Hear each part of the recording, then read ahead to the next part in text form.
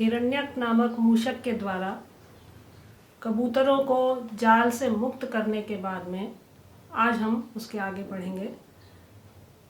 जब उसने सारे बंधन काट डाले, उससे पहले हिरण्यक ने चित्रग्रीव नामक जो कपोतराज है उसे समझाया भी था कि पहले मैं तुम्हें जाल से मुक्त करूंगा, लेकिन चित्रग्रीव ने कहा कि नहीं, मेरे जो आश्रित हैं पहले उनको जाल से मुक्त करो, उसके बाद मुझे करना।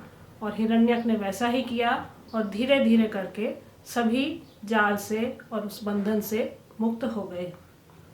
इसके बाद हिरण्यक ने उन सभी कबूतरों को आदर पूर्वक कहा कि जाल में जो तुम फंसे हो इसके लिए तुम स्वयं जिम्मेदार हो। और वो चित्रग्रीव को कहता है कि तुम इसके लिए स्वयं को अपमानित अनुभव मत करना, क्योंकि अब क्या है उसके आगे इस श्लोक में बताया गया है, यो अधिकार उद्यजन शतात पश्यति हामिशम खगः स एव प्राप्त कालस्तु पाशबंधम न पश्यति।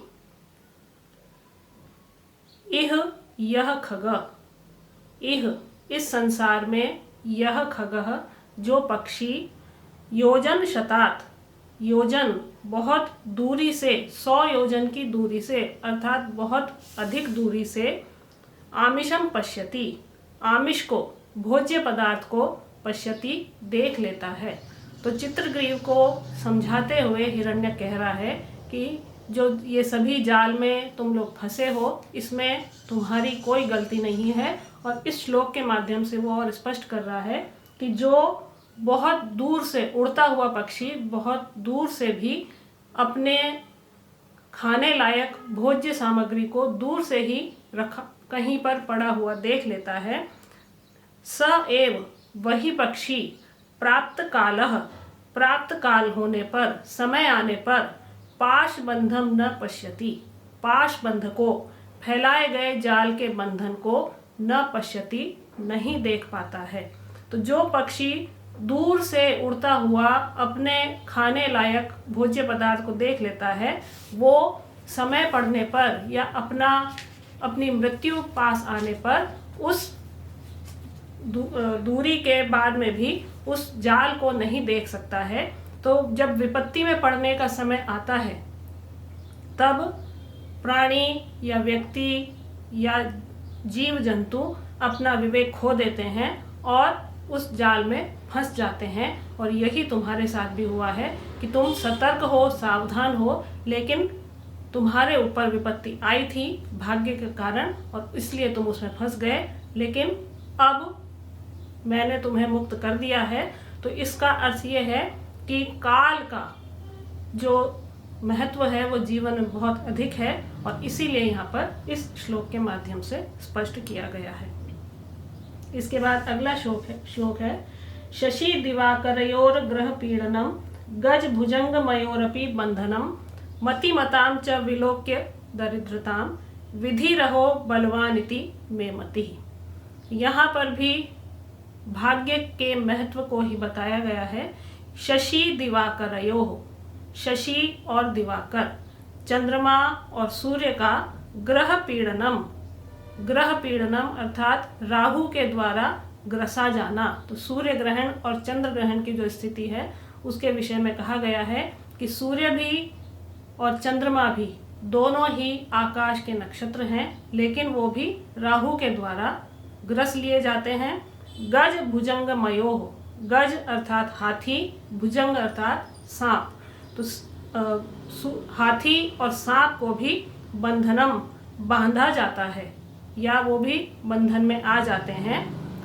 बुद्धिमताम च दरिद्रताम विलोक्य, और बुद्धिमताम जो बुद्धि युक्त हैं, बुद्धिमान हैं, उनकी दरिद्रता को, उनकी निर्धनता को विलोक्य देखकर आश्चर्य है कि विधि ही बलवान इति में मति, विधि बलवान है, भाग्य बलवान है, इति में मति, ऐसा मैं मानता हूँ या ऐसा मुझ में विचार आता है। तो मेरा विचार यही है। हिरण्यक चित्रग्रीव को कह रहा है, चूहा कबूतर को समझाते हुए कह रहा है कि भाग्य के कारण ही सब होता है। क्योंकि चंद्रमा और सूर्य जो बहुत प्रभावशाली हैं वो भी राहु के द्वारा ग्रस लिए जाते हैं। हाथी और सांप दोनों बलशाली हैं, वो भी किसी न किसी प्रकार से बंधन में आ जाते हैं। और जो बुद्धिमान व्यक्ति है वो बुद्धि होते हुए भी दरिद्र हो जाता है।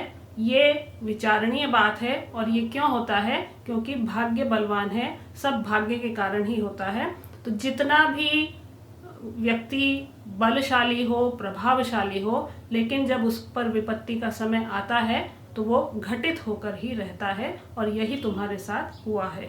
तो भाग्य या विधाता वही बलवान है, ऐसा यहाँ पर इन 2 श्लोकों के माध्यम से हमने समझा है।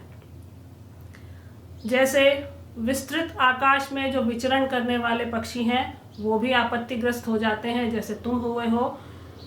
मछलियाँ जल में ही रहती हैं, लेकिन उसके बावजूद भी चतुर जो मछुआरे हैं वो उनको जाल में फंसा ही लेते हैं। तो इस संसार में अच्छा बुरा, सुंदर, अच्छा चरित्र या अनुकूल स्थान, ये सब यदि प्राप्त हो भी गया है तो भी उससे कोई लाभ नहीं है, क्योंकि काल जो है वो सबको वश में कर लेता है। सबका जो भाग्य है वही बलवान होता है, चाहे कितने भी बलशाली हों या कितनी भी दूर से आपत्ति को देख लें, लेकिन अगर समय आ गया है तो उससे बचा नहीं जा सकता है।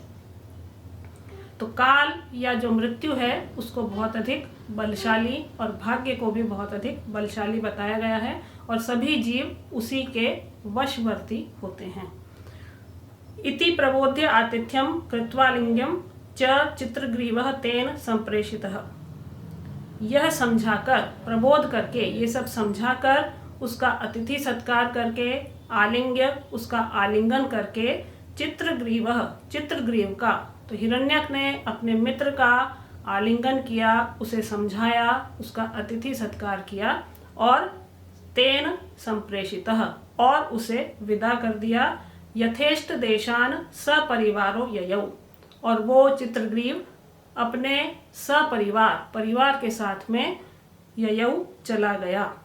हिरण्यको अपि, और हिरण्यक भी जो चूहा है, स्वविवरम प्रविष्टः, अपने विवर में, अपने बिल में प्रविष्टः, प्रवेश कर गया। तो ये कहानी यहाँ पर समाप्त हुई कि कबूतर कैसे लालच में आकर जाल में फंस गए थे, और फंसने के बाद में उन्होंने उपाय सोचा, और उसके बाद में अपने मित्र हिरण्यक की सहायता से उस जाल से मुक्त भी हुए, और शिक्षा भी प्राप्त की कि लालच में नहीं आना चाहिए, क्योंकि ऐसा करने से स्वयं की ही हानि होती है।